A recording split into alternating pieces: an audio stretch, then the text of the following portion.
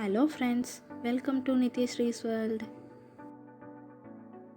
இந்த வீடியோவில் நம்ம பார்க்க போகிற ரெசிபி திருநெல்வேலியோட ட்ரெடிஷ்னல் ரெசிபியான உளுந்தங்களி. உளுந்தங்களி பண்ணுறதுக்கு தேவையான பொருட்கள்: கருப்பு உளுந்து 4 கப், கருப்பட்டி 3 கப், நல்லெண்ணெய் தேவையான அளவு, பச்சை அரிசி 3 கப். கருப்பு உளுந்தையும் பச்சரிசியையும் மிஷினில் கொடுத்து திரித்து வச்சுக்கோங்க. திரிக்கிறவங்க கிட்ட களி பண்ணுறதுக்கு அப்படின்னு சொன்னிங்கன்னா அதுக்கு ஏற்ற மாதிரி திரித்து தருவாங்க. உளுந்தங்களி பண்ணுறதுக்கு ஒரு அடிகனமான பாத்திரம் எடுத்துக்கோங்க. அந்த அடிகனமான பாத்திரத்தில் 3 டம்ளர் கருப்பட்டி சேர்த்துக்கோங்க. அது கூடவே 2 டம்ளர் தண்ணி ஆட் பண்ணிக்கோங்க.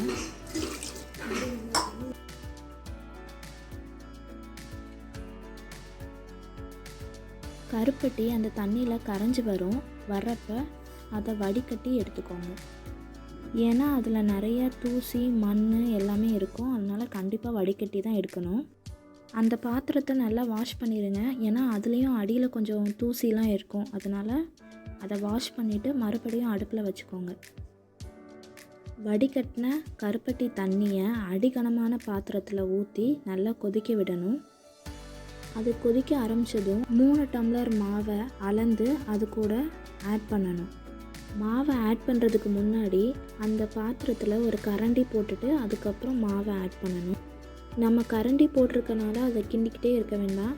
ஒரு 25 மினிட்ஸ் அதை அப்படியே விட்டுறணும் சிம்மில் வச்சு. 25 மினிட்ஸ்க்கு அப்புறம் அந்த கருப்பட்டி தண்ணியில் மாவு நல்லா மிக்ஸ் ஆகி ஒன்றா சேர்ந்து வந்துடும். இப்போ நம்ம அடுப்பிலேருந்து கீழே இறக்கி வச்சு நல்லா ஒன்றா சேர்த்து நம்ம மிக்ஸ் பண்ணி விடணும். சிம்மில் வைக்கிறதுனால அது துண்டு அவ்வளவா விழாது. ஸ்டவ்வை ஆஃப் பண்ணி கீழே வச்சு கிண்ணதுக்கப்புறம் உளுந்தங்களி இடுப்பு எலும்புக்கு ரொம்பவே நல்லது.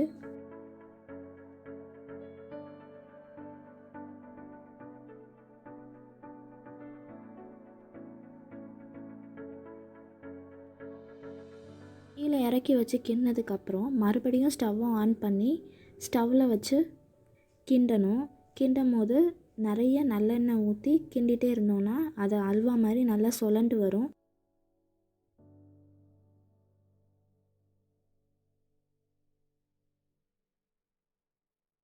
நம்ம தெரிஞ்சுக்கிறதுக்கு தண்ணியில் கையை நல்லா டிப் பண்ணிவிட்டு அதை தொட்டு பார்த்தோன்னா கையில் ஒட்டாது. அந்த பதத்துக்கு வந்துருச்சுன்னா களி ரெடி ஆயிடுச்சுன்னு அர்த்தம்.